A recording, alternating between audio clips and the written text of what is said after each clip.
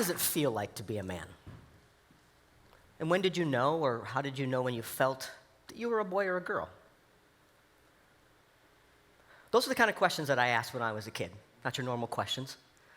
And the reason I was asking is because I didn't know. I didn't know how I felt. I remember asking my dad, I said, did you always feel like you were a boy? And you just knew then you were going to grow up to be a man? He would look at me with this puzzled look on his face, and he's like, I just knew. Okay? Didn't help me at all. So I asked my mom. I was like, maybe she can shed some light on this. I'm like, so did you always want to be a girl? And how did that feel? Again, with that same look. And it's like, I just knew.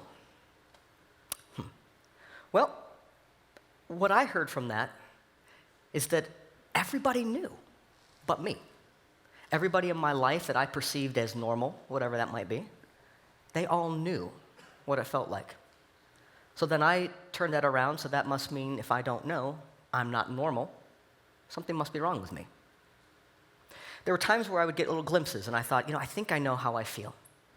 I'd be playing t-ball or riding my BMX bicycle around the neighborhood, and I'm like, this feels good, this feels right. I think I know what it feels like to be a little boy. I got this. Well, there's only one little problem with that. This was me. This little girl was me. I knew that I was supposed to identify as a girl because everybody told me. They called me by a girl's name. My mom dressed me in really, really fashionable outfits like that in the 70s. So clearly.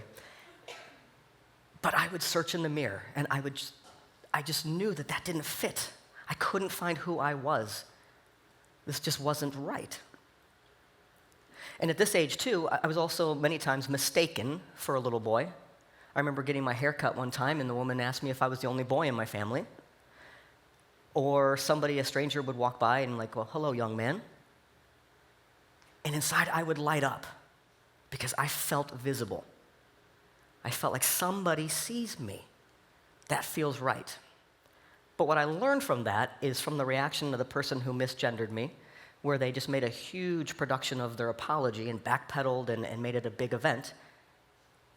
Or my family and friends around me would laugh at me. I learned that I was supposed to be embarrassed. So that's what I was. I was embarrassed whenever that happened. Yet somewhere there was a little spark that I felt like someone really sees me. The worst time in my life, though, I have to say, is puberty. Now, I bet everyone in here might agree with that statement. But for me, puberty is when I lost all hope. I lost hope that someday I would actually grow up to be a man like my dad. It was also a time where I was never mistaken for a boy again, because this happened. Yep, the 80s happened.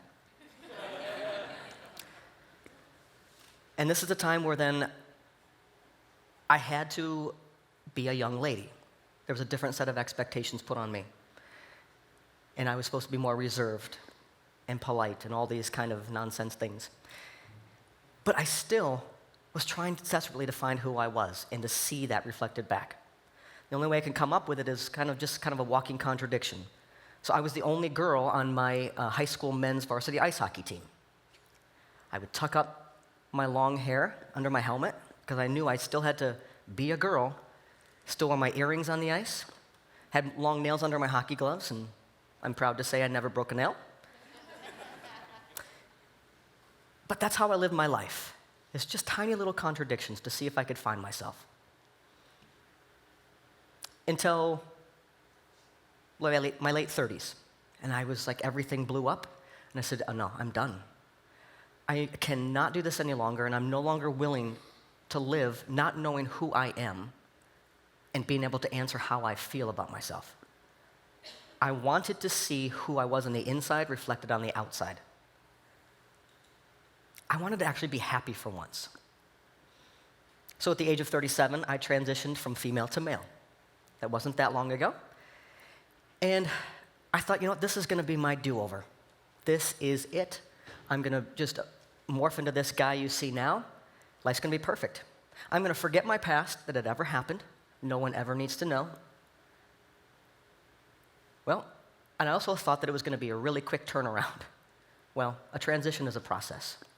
And there's quite a learning curve, because I was also reared as a young girl. So there were so many things that I just was not prepared for.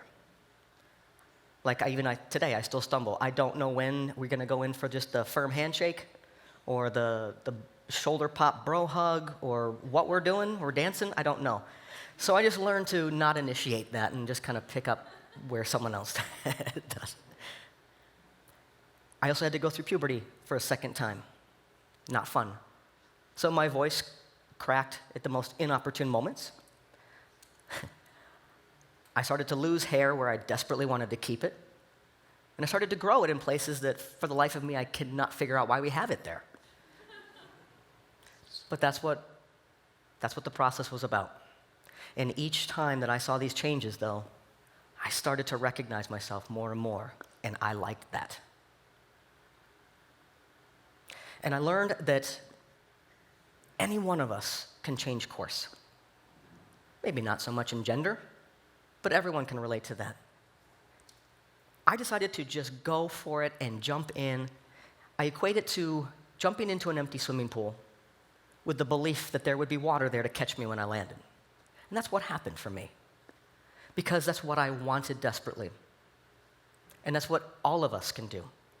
If you want to change course in your life because it's not going the way you want, make it happen. The sky is the limit. Clearly, I can attest to that. But here's something that I also realized through this process, is that wanting to forget my past, I didn't realize that my past was also my story. It was my foundation that I stand upon. So wanting to leave it hidden or erase it, that left me on very shaky ground. I had nothing to stand on. So I needed to reconcile my past with the present version of myself so that I could be happier going forward in the future.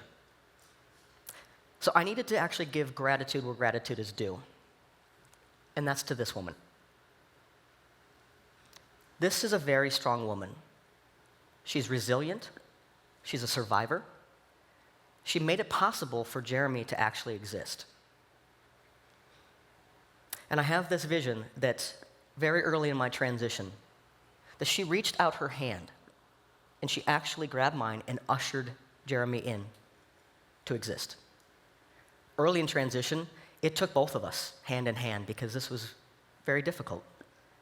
She never left my side until I made the decision that I was strong enough and that I was really kind of figuring out who I am and how to do this. So about 1.5 years ago, I had the privilege and the honor of escorting her out and letting go of her hand. I know she looked back at me, and she smiled, and she said, "You've got this." So today, as I stand here, just me, I can tell you I am happy. I know what that feels like. I deserve that happiness, as we all do. I am authentic and honest in my life and how I show up. And that's been absolute freedom. It's been freedom for me to stand tall and taller, to achieve goals that I never would probably even dream of before. And I no longer care what anyone thinks of me, because I care what I think of myself, and now I like me. And I can actually now answer my original question that I had when I was a child. One that I thought was a very simple question with a complicated answer turned out to be a complicated question with a very simple answer. What does it feel like to be a man? I just knew. Thank you.